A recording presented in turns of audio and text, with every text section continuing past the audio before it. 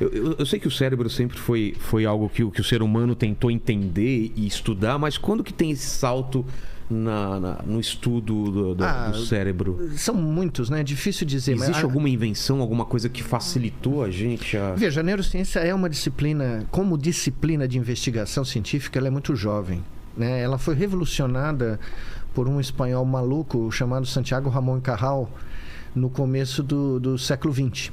E eu me admiro muito o Santiago Ramón y Cajal, inclusive...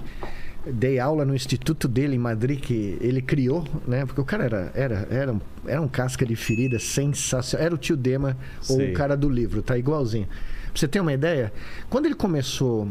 Porque ele começou a olhar o cérebro com um microscópio e começou a ver neurônios. E começou a propor que os neurônios, eles não eram contínuos, eles tinham um espaço entre si, que havia uma transmissão... Havia um espaço, né, entre as células. Ninguém tinha fotografado, ninguém tinha imagem disso, mas ele acreditava... mas ele começou a desenhar. Ele era um artista muito, muito talentoso desde criança. E ele começou a fazer desenhos do que ele via no microscópio. Entendi. E começou a publicar desenhos que ninguém nunca tinha visto.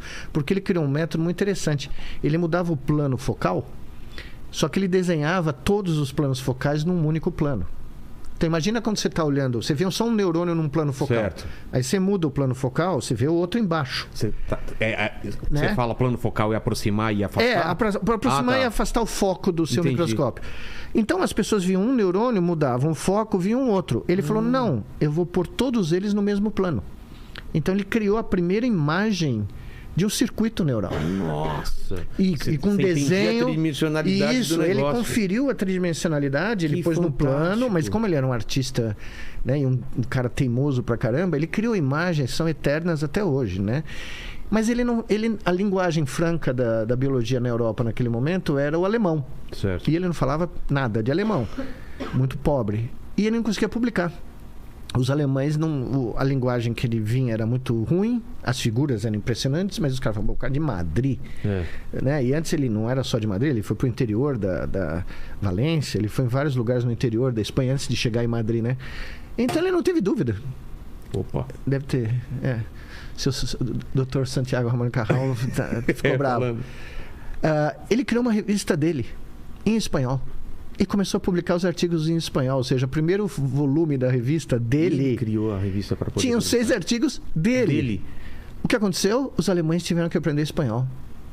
Para entender o que diabos o cara estava falando. E aí, ele divide o prêmio Nobel, em 1906.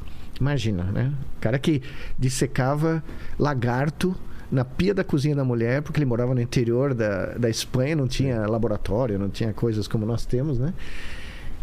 Ele divide o prêmio Nobel com um italiano chamado Camillo Golgi, que tinha a teoria oposta dele. E que não estava errado, aliás, por certas coisas.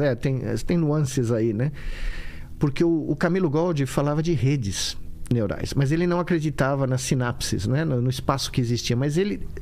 Errando, ele acertou. Por incrível que pareça, é mais Existe complicado. Uma rede, mas não da maneira que ele... Não da maneira que ele pensou, não é como músculo cardíaco, né? Não é exato, mas o que funciona no cérebro são as redes. Tá. Que é o meu trabalho, inclusive, nos últimos 40 anos. E eles dividem o prêmio Nobel, um falando uma coisa diametralmente oposta à outra em dias diferentes. Eles tiveram que pôr os caras em dias diferentes, porque eles iam se pegar no palco se tivesse no mesmo dia.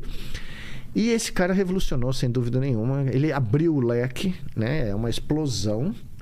E aí você tem, ao longo do século XX, várias coisas, né?